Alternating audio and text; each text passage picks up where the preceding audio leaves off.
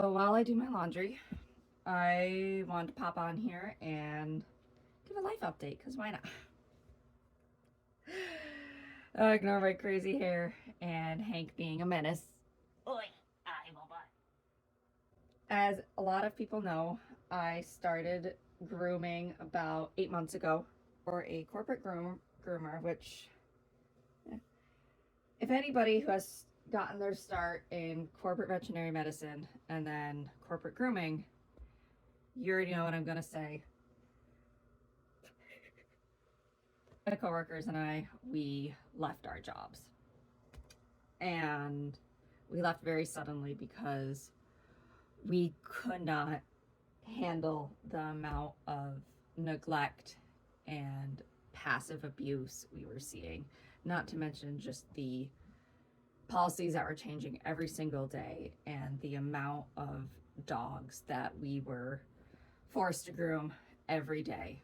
It could be 5 to 7 and an 8.5 hour shift, which is not safe ratios.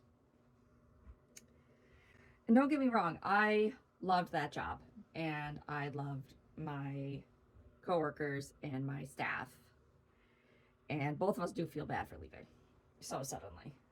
But my doctors were getting really concerned that I was dropping a lot of weight, and I have Ehlers-Danlos syndrome and gastroparesis, in addition to a lot of mental health issues, PTSD, ADHD, autism, panic disorder. You get the gist.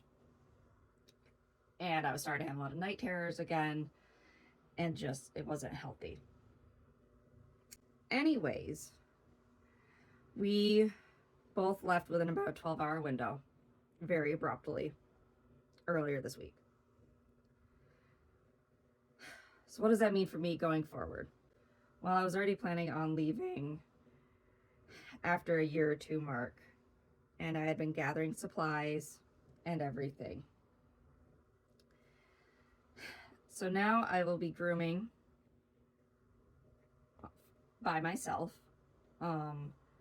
in people's homes until I can either rent a salon space or buy a home that I can convert into my own grooming salon.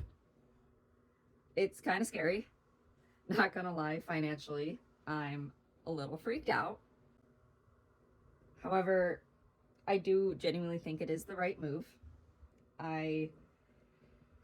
Being disabled in the corporate world and being neurodivergent is extremely hard. I have not been able to hold down a traditional job for longer than 6 to 9 months since I was 24. That's really scary, and it's really put me in a weird financial position. But I'm really looking forward to this next chapter, and I already have a few grooms lined up from a couple of neighbors. I am going to the library today to print out some flyers, and basically I am hitting the ground with my feet running. I am honoring my, the contract that I did sign, the part that said, I cannot reach out to any clients that I had and made connections with at my last job. But if they find me, that's a whole other thing.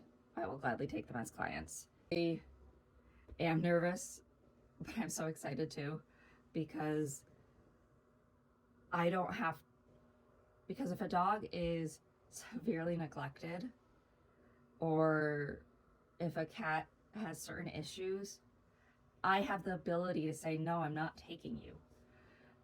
And that is such a relief. Wow, what a relief.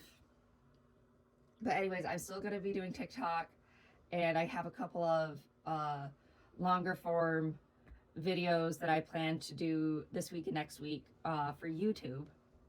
And it's the same handle, the Forbes Felines.